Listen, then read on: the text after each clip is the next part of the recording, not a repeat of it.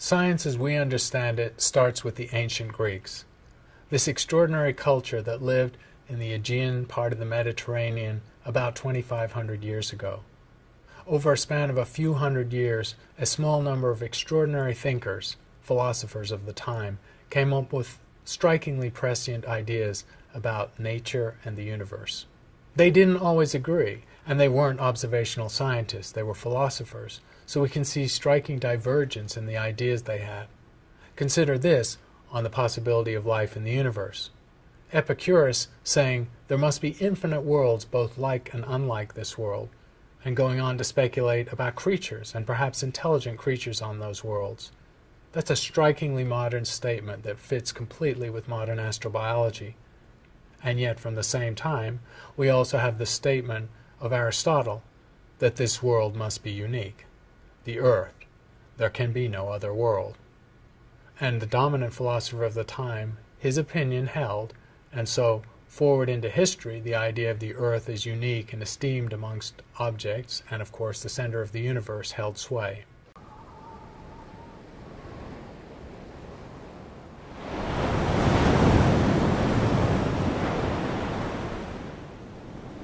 More than 25 centuries ago, among the Greek islands, here at the vibrant crossroads of Africa, Asia, and Europe, philosophers began to devise rational theories about the world around them.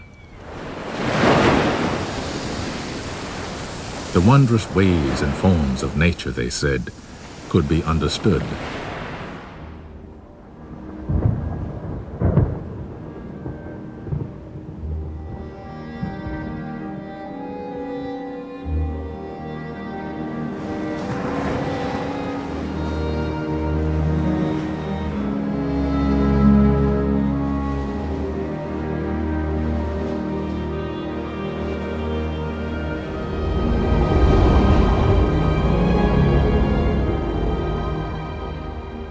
One Greek thinker suggested that the Earth actually moved around the sun.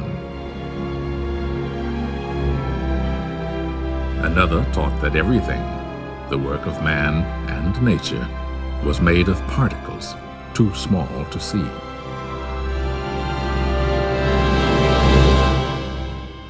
Others estimated the sizes of the Earth and the Moon and the distances between them, and reasoned that both were spheres.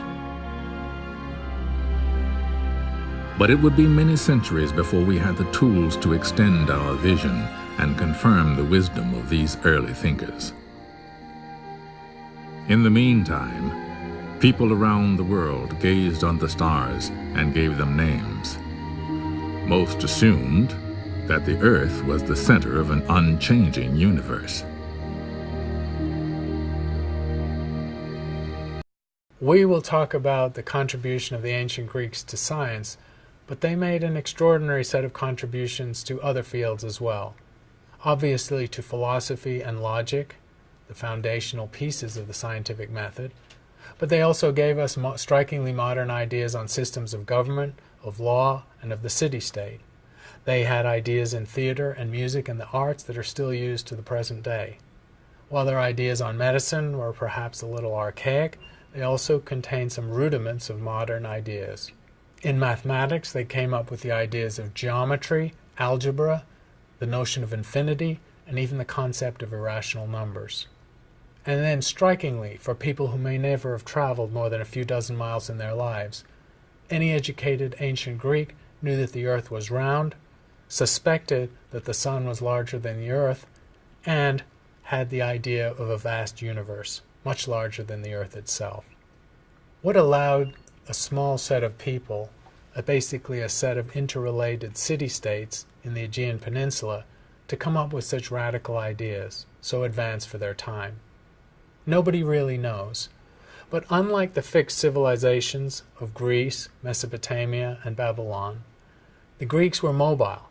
They lived by trade and by their wits. They traveled the Aegean, carrying things like the Antikythera mechanism, trading in ideas and artifacts and technologies that they knew had value.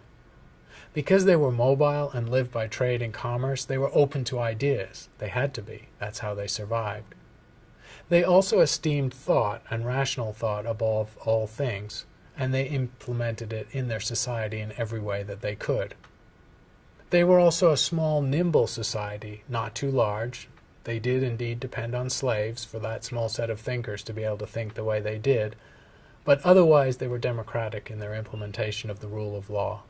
Key to what the Greeks did in science, and why they did something that other cultures before them didn't, was they made mental models of nature.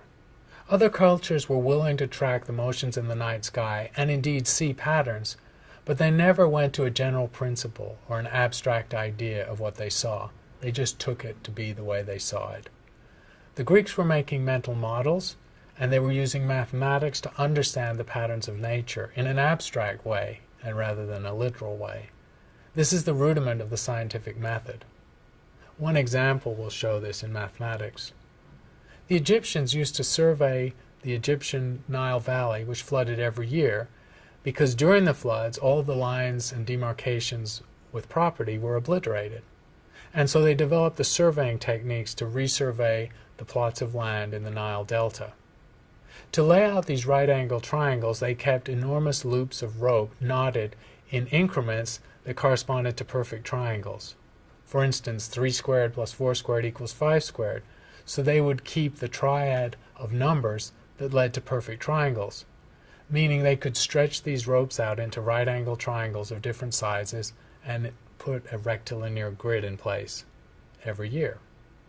But the Greeks, while maintaining warehouses full of these loops of ropes, never went to the general case. That fell to Pythagoras, who invented the Pythagorean Theorem, which, as we know from The Wizard of Oz, defines intelligence. A squared plus b squared equals c squared.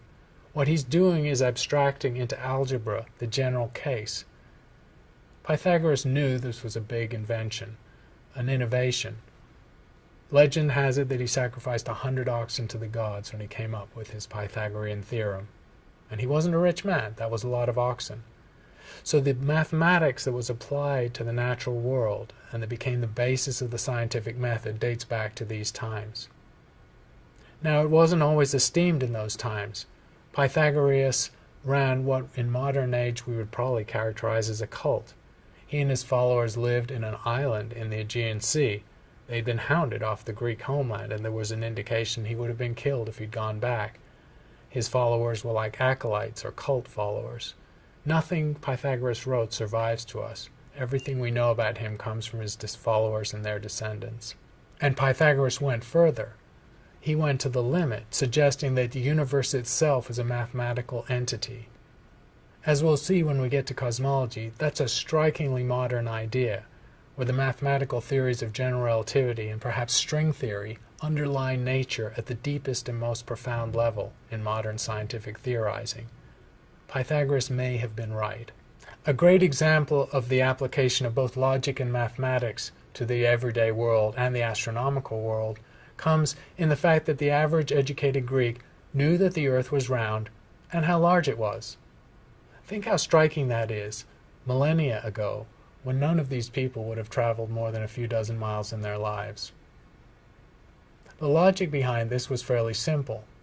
It started with the observation of a lunar eclipse, where the Earth's shadow travels across the moon.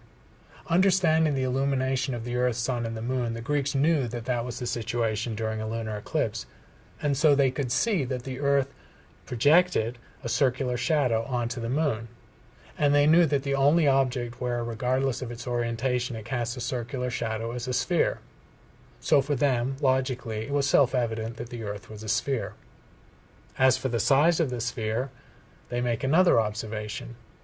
Knowing that on a certain day of the year the sun casts no shadow at a certain time in a certain place, they would then make the same observation in a place a known distance away, several hundred miles.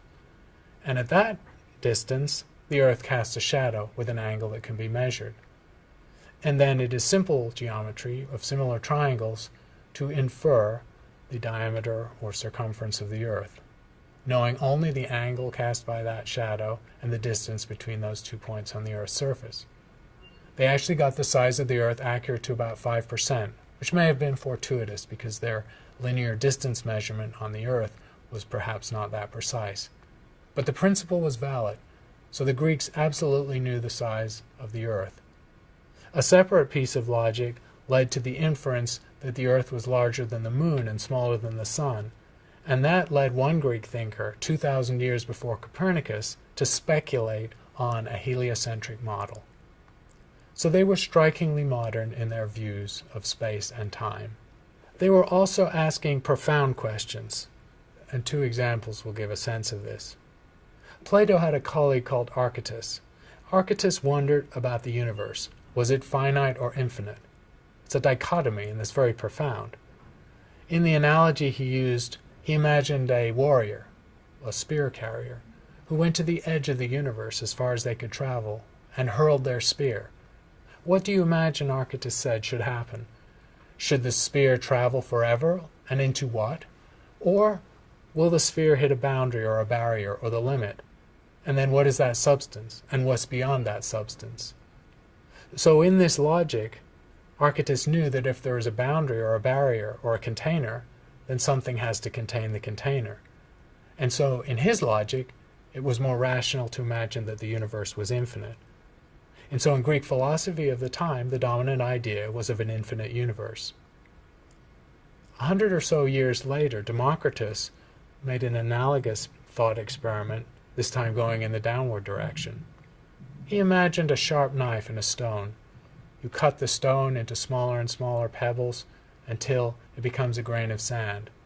And then, perhaps you can't do the experiment, but you imagine cutting it in half and half and half again, until it's almost too small to see on the tip of your finger. Now you can't do the experiment, but the thought experiment continues. And how does it end? To Democritus, there are only two outcomes. Either you reach a fundamental, invisible, indivisible object, he called it an atom, or you carry on the process forever, generating infinitely small subunits. And to him, it was abhorrent, logically, that an infinite progression would continue, and so he imagined an indivisible element, called an atom.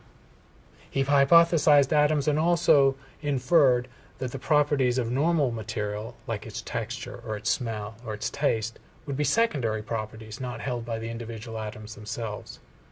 Another strikingly modern idea, 2,000 years before we had the ability to prove that atoms exist. These were the powerful thought processes that Greeks used to address situations where they had no apparatus, no equipment to do the observation, and of course no telescope. As I've mentioned, the dominant philosopher of the Greek age was Aristotle. Aristotle believed that the earth was unique, motionless, spherical, and the center of the universe. Why did he believe that? Because the alternative, to put the earth in motion around the sun, which was speculated by a couple of Greek philosophers, would mean the earth was in motion, and yet we felt no motion.